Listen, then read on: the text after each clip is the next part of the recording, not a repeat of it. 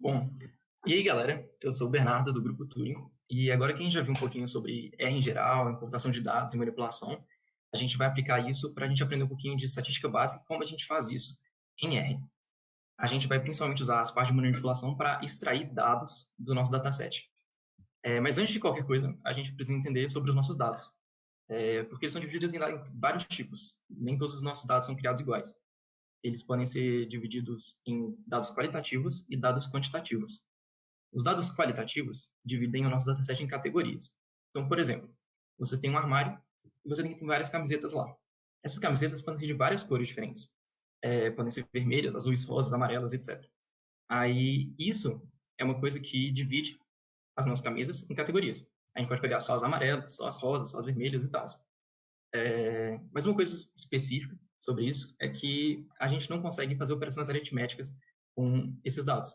Por exemplo, a gente não consegue somar as camisas amarelas com as camisas rosas e dividir pelas camisas pretas. Isso é uma das especificidades dos dados qualitativos, que só dividem eles em categorias. Aqui, a gente está dando um exemplo de como montar um data frame de dados qualitativos. No caso aqui, a gente está criando uma coluna de flores, com o nome das flores, margarida, hortênsia, violeta, rosa. Uma coluna com a cor de cada flor, amarelo, azul, vermelho. E aqui a gente está juntando esses dois data frames em uma coluna só, em um data frame só. Não, essas duas colunas em um data frame só. Tá certo? E aqui a gente está mostrando. Então, se a gente rodar aqui, a gente vai ver que cada flor está agrupada com a cor dela. E isso é bem importante entender, porque não são todas as coisas que você consegue fazer com os dados qualitativos. Tem algumas coisas que você consegue fazer com quantitativos, outras só qualitativos. Então, é bem importante você entender como seus dados estão divididos para você poder fazer medidas estatísticas nele. Aqui, a gente vai usar uma coisinha do deployR que o Eduardo passou. A gente quer selecionar...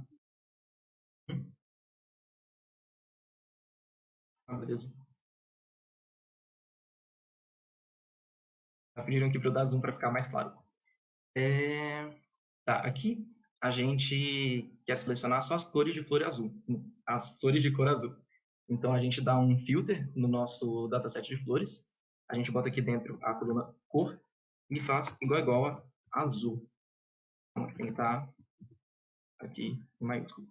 Isso vai selecionar para a gente só as flores de cor azul. A gente não consegue fazer muito mais coisa que igual, porque a gente não consegue fazer comparações entre as cores, dizer tipo, pega só as flores que têm cor maior que azul. Isso não faz tanto sentido em parte de cor. Dados quantitativos. Esses são os dados numéricos. Ou seja, esse a gente consegue fazer operações, fazer média, somar, dividir. Então, eles são um pouco mais versáteis. Aqui a gente está montando um data frame com a altura de pessoas. A altura é um dado qualitativo, um dado quantitativo, que é numérico. E aqui a gente está primeiro criando uma coluna com o nome das pessoas. Marcela, Alexandre e Rafaela. Aqui a gente está criando uma coluna com a altura das pessoas, ou seja, a Marcela tem 1,61, a Alexandre tem 1,84, etc. E aqui a gente está juntando essas duas colunas em um data frame. Então, quando a gente rodar isso aqui, a gente vai ver que cada pessoa vai estar associada a uma altura. Aqui eu já posso fazer umas coisas mais legais na hora de filtrar o nosso dataset. Aqui eu estou filtrando o nosso dataset de alturas e eu quero pegar as pessoas com altura maior que 1,70.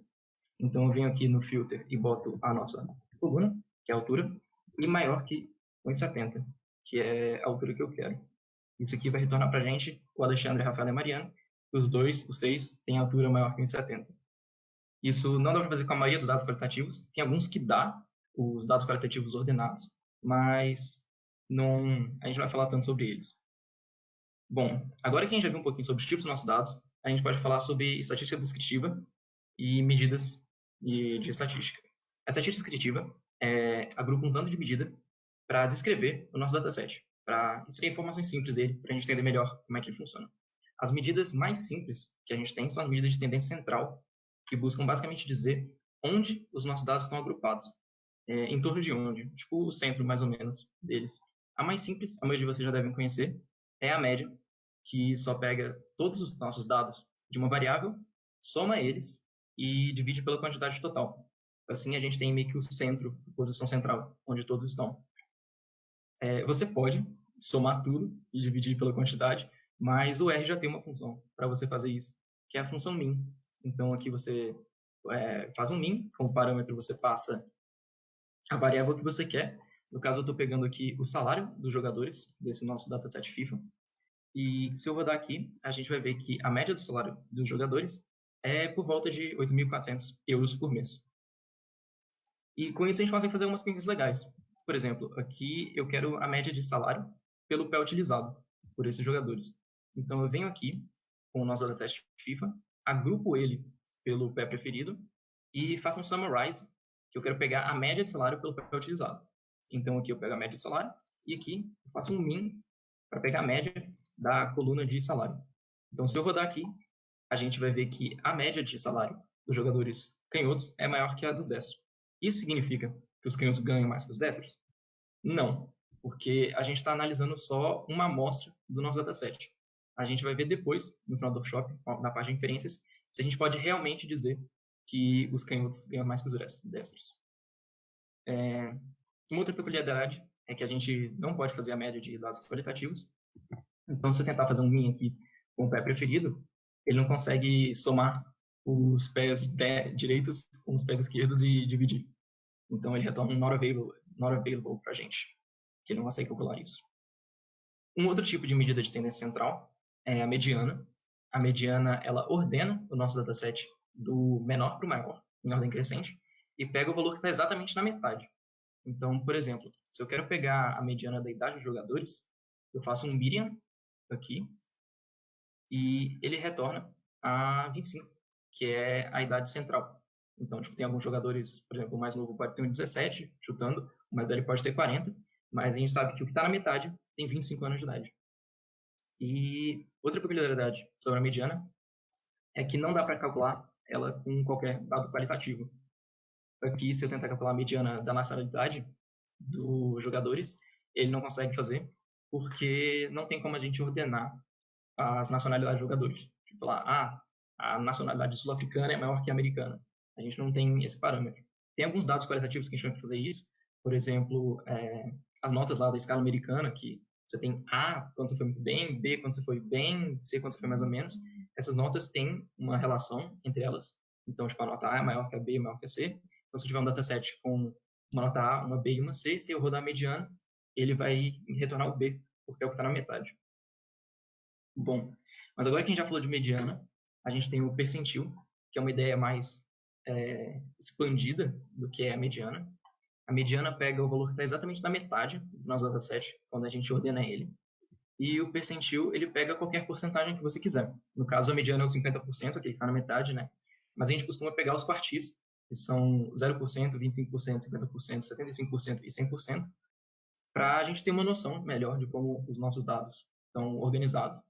A gente pode pegar qualquer porcentagem, mas aqui, se a gente rodar a função quantile do R, sem passar nenhum parâmetro, ele mostra direto os quartis que a gente quer. Então, aqui eu estou fazendo o quartis do salário de jogadores, eu passo a função quantile como parâmetro ao salário de jogadores, e aqui ele retorna para a gente os quartis. Aqui eu só estou transpondo o resultado, tipo, fazendo ele ficar de vertical para horizontal, porque eu acho mais claro mostrar assim.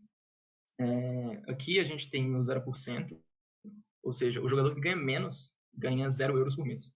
Aqui a gente tem o 25%, ou seja, o jogador está naquele primeiro quarto, ganha 1.000, a mediana, os 50%, ganha 3.000, e a gente vê que no máximo, 100%, o jogador que ganha mais do nosso dataset ganha 225.000, que é bem maior do que todos os outros. Tá, mas a gente consegue pegar quaisquer percentis que a gente quiser no R. Para isso, a gente usa a mesma função quantile, só que em vez de passar só um parâmetro aqui, a gente passa como parâmetro também os percentis que a gente quer. Nesse caso, eu estou querendo 30%, 60% e 90% do salário dos jogadores. Então, eu passo o salário dos jogadores aqui, que é a coluna Wage Euros do dataset FIFA, e na coluna eu passo um 0.30, 0.60 e 0.90, que é 30%, 60% e 90%.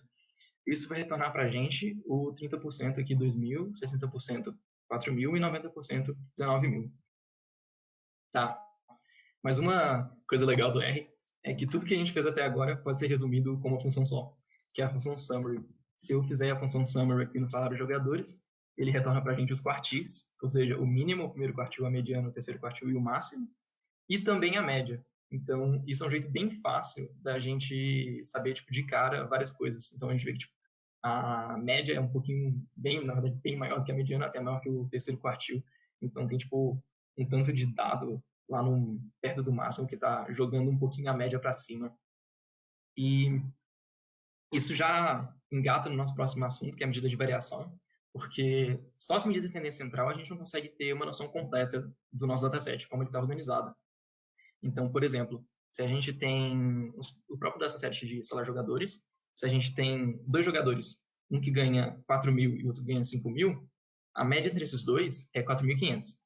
Mas se a gente tem um que ganha 0 e um que ganha 9.000, a média desses dois também é 4.500. Só que eles são datasets completamente diferentes. E a gente quer ter alguma forma de explicar essas diferenças. E é daí que vem as medidas de variação, que elas medem o grau de afastamento de cada dado em relação a um valor central. A mais simples é a amplitude, que só pega o valor máximo, o valor mínimo, faz a diferença e vê quanto tem de amplitude entre os dois, tipo, a diferença. Aqui no R você pode fazer só um max do nosso variável, que é o salário de jogadores, menos um min. Isso retorna para a gente a amplitude, que é 225.000. Porque, como a gente tinha visto, o que ganha mais ganha 225.000 e o que ganha menos ganha 0. Então, a amplitude entre esses dois, a distância entre o máximo e o mínimo, é 225.000. Tá. A amplitude tem um problema, que ela é muito sensível a outliers. Outliers são aqueles valores que estão meio que fora da curva, que estão longe dos nossos valores normais. Então, você viu ali, quando a gente tinha os quartis, vou mostrar aqui, a maioria dos nossos valores estava entre 0 e 8.000. A gente tem pouquíssimos valores assim, lá longe, muito acima de 8.000. E esse 225.000 está fazendo a nossa amplitude estourar, ficar absurdamente grande. Então, o que a gente faz é usar algumas outras medidas de variação que explicam um pouquinho melhor o nosso dataset. A primeira é a amplitude interquartil, que em vez de fazer a distância entre o máximo e o mínimo, ela faz entre o terceiro quartil e o primeiro quartil. Então, aqui a gente tem o terceiro quartil, que é 75%, que é o 8.000, e aqui a gente tem o primeiro quartil, que é 1.000. Então, se a gente fizer um menos o outro aqui, a gente já sabe que a amplitude interquartil é 7.000. Então, ela é um pouquinho menos suscetível a outliers, a pontos fora da curva, do que a nossa amplitude. Ela pega 75%, 25%. E para você descobrir essa amplitude, você não precisa fazer igual eu fiz, tipo, pegar o 75%, 25%. O R já tem uma função para você fazer isso, que é o IQR, interquartil, que você só faz o IQR aqui e o salário de jogadores, e ele retorna para a gente a amplitude interquartil, que é o 7.000 aqui, 8.000 menos 1.000. Tá, mas agora a gente tem as medidas de variação mais específicas ainda que representam melhor o nosso dataset. A primeira delas é a variância, que aí essa busca medir mais ou menos o afastamento de cada variável, de cada dado da média. Tipo, ele pega cada dado e faz a conta. Como é que ele faz isso? A variância pega a distância de cada dado em relação à média. Então, esse xi aqui representa cada dado e esse x barra é a média. Então, por exemplo, se a gente tem a idade dos jogadores, por exemplo, vamos supor que a média é 24 e a gente tem um jogador que tem 30 anos de idade. A distância dele para a média é 6, né? Porque aqui é o 30 e aqui é o 6. Então, a gente vai fazendo essa distância para todas as nossas variáveis. A gente eleva elas ao quadrado, porque o que a gente quer saber é a distância meio que absoluta. A gente não está ligando se a distância é para o positivo ou para o negativo. Então, nesse caso, o 30 e o 24, aqui que daria 6, é a mesma coisa de a gente ter um indivíduo com 18 anos de idade, que também seria aqui 18 menos 24, daria menos 6. Quando você eleva isso ao quadrado, ele fica positivo. Então, o que a gente quer é saber meio que o absoluto mesmo, a distância ao quadrado, porque fica positivo, então a gente consegue somar tudo. Aí a gente faz essa conta de distância para cada dado do nosso dataset, soma tudo e divide pela quantidade total. Assim a gente tem uma média da distância de cada dado em relação ao nosso valor central. Aqui, para você fazer isso em R, já tem uma função pronta. Você pode fazer desse jeito aqui, fazer uma função que calcula para você, mas ficaria muito complicado, então R já tem a função var, que calcula a variância para você. Aqui a gente está calculando a variância dos salários dos jogadores. E a gente vê que a variância é isso daqui. Deixa eu ver se eu consigo ler. 374 milhões, eu acho. Eu não sei contar os números aqui, mas eu acho que é isso. E isso é muito? Isso é pouco? Não tem muito como saber imediatamente, porque se você perceber que a unidade dessa medida é euros por mês ao quadrado, porque a gente está pegando aqui um valor em euros por mês, subtraindo outro valor de euros por mês, porque dá euros por mês, e a gente eleva ao quadrado, que dá euros por mês ao quadrado. Então, esse nosso resultado, 374 milhões de euros quadrado de variância, não tem nenhum significado físico muito claro, então a gente não consegue usar isso diretamente, falar, nossa, realmente é uma variância muito grande. Então, o que a gente faz é a gente pega a raiz quadrada dessa variância. E esse é o desvio padrão. Se eu for ver aqui, é a mesma equação, a gente pega a distância de cada valor em relação à média, eleva ao quadrado, soma tudo, e você só pega o desvio padrão. Pega a raiz disso e vira o desvio padrão. Que aí a gente pega a raiz quadrada disso, vai ficar um valor em euros por mês. E isso sim a gente consegue interpretar como algo físico, que a gente consegue dizer se é muito ou pouco. Aqui, para a gente calcular o desvio padrão, é só a gente fazer a função SD, que é Standard Deviation, que é desvio padrão em inglês, e a gente roda isso na nossa coluna, e ele retorna 19 mil como desvio padrão, que é um desvio padrão bem grande, 19 mil euros por mês, é bastante. Bom, essa é a medida de variação que a gente mais costuma usar quando a gente quer saber quanto uma variável está variando, mas a gente também tem as medidas de variação de mais de uma variável, ou seja, a gente quer saber quanto uma variável varia em relação à outra. Tá, ficou um pouquinho confuso. Variável varia em relação a outra. Tá. A gente quer saber a relação linear entre uma variável e outra. Ou seja, se essa variável cresce, o que acontece com a outra? Ela cresce também? Ela decresce? Ou não tem nenhuma relação? Não acontece nada. A primeira dessas medidas que a gente usa para descobrir isso é a covariância, que ela pega cada dado, faz a distância da primeira variável até a média e a distância da segunda variável até a média, soma tudo isso e a gente tem a covariância. Tá, não foi muito claro. Como assim? Vamos pegar um exemplo. Eu quero calcular a covariância entre a idade e o salário dos jogadores. Ou seja, eu quero saber quanto mais velho os jogadores, o que acontece? O salário deles cai? O salário deles aumenta? Tem algum impacto sobre isso? Então, aqui, o X seria a nossa idade e o Y seria o nosso salário. Então, por exemplo, vamos supor que eu tenho um jogador com 30 anos que ganha 10 mil. E vamos supor que a gente viu que a média lá era 8 mil e pouquinho, né? Então, esse jogador tem uma idade acima da média, ele tem 30. Então, 30 menos 24 dá 6. Então, a gente tem um valor positivo aqui. E no Y, é o salário dele, ele também tem um salário acima da média. Ele tem um salário de 10 mil e a média é 8 mil. Aqui seria mais ou menos 1.000. A gente teria um valor positivo multiplicando outro valor positivo. O resultado seria positivo. Se isso valer para a maioria dos jogadores, a covariância vai dar positiva, e isso significa que quanto maior a idade dos nossos jogadores, maior a tendência deles ganharem mais. Só que, vamos supor que tem algum outro jogador nesse dataset que ele tem 18 anos, e ele também ganha muito, ele ganha 10 mil também. Aqui a gente tem um menos 6 na distância deles, porque 18 menos 24 dá menos 6, e o YI, menos a média, vai dar a mesma coisa que deu para o outro, vai dar por volta de 2 mil, né? 10 mil menos 8 mil. Então, se a gente somar esses dois, eles vão cancelar. Então, quer dizer que, se não tem muita relação entre a idade e o salário, significa que entre vários dados, a gente vai ter valores positivos, negativos, não vai ter nenhuma relação muito clara, e somando isso tudo, vai dar um valor perto de zero. Ou seja, não tem nenhuma relação. Mas se a tendência realmente é que quanto maior a idade dos jogadores, mais eles ganham, a gente vai ver que esse valor aqui vai ser positivo para a maioria dos jogadores, e esse valor também, então a gente vai ter uma covariância positiva no final. Se isso for ao contrário, se quanto maior ele ganhar, quanto mais velho ele for, menor ele ganhar, significa que a covariância seria negativa. Tá. Como é que a gente calcula isso? A gente pode fazer essa continha, mas o R já faz uma função aqui para a gente, que é o COV, que calcula a covariância, e a gente vê que a covariância entre a idade e o salário é 9 mil. Isso é muito? Isso é pouco? Eu não sei, porque a gente tem uma unidade em anos euro, Ou seja, aqui a gente está multiplicando uma coisa em ano, que é o x menos x, vezes euros por mês. Então, a gente tem que a covariância é 9.000 euros por mês. Não, anos euros por mês. Eu não sei dizer o que isso significa. Eu não consigo interpretar isso direito. Então, a gente faz uma continha para a gente ficar mais fácil de interpretar, que é a continha que dá o coeficiente de correlação. A gente pega essa covariância e divide pelo desvio padrão da nossa variável x, a idade, por exemplo, e o desvio padrão da idade y. O que isso faz? Isso pega o nosso 9.200 e joga ele entre -1 e 1.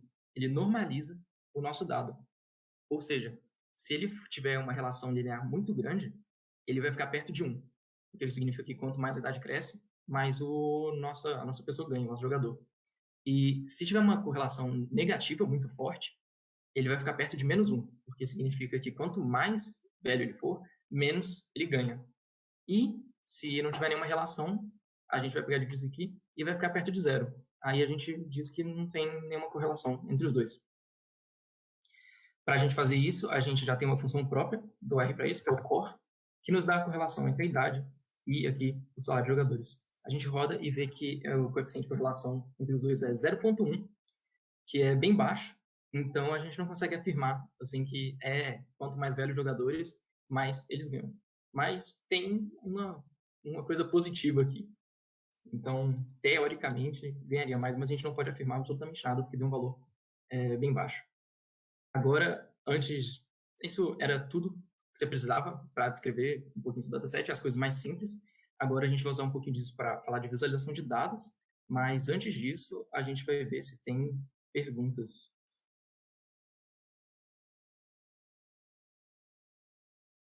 Existe alguma ordem preferencial para otimizar o código? Filter, Range, Group By.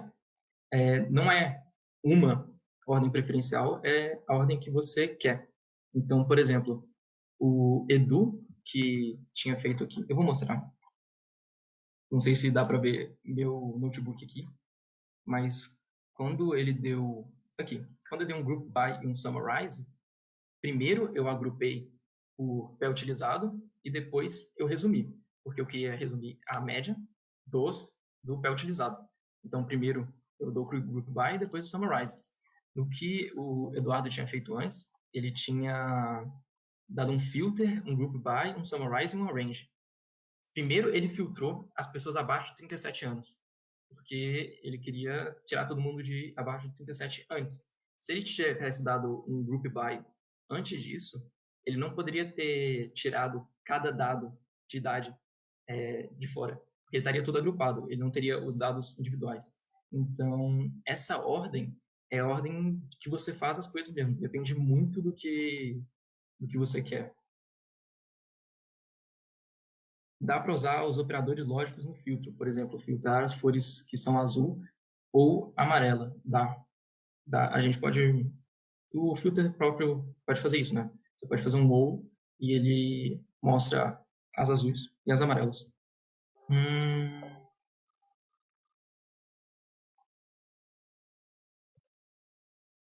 Eu acho que todas as perguntas de estatística já foram. Então, agora a gente vai passar para visualização de dados mesmo.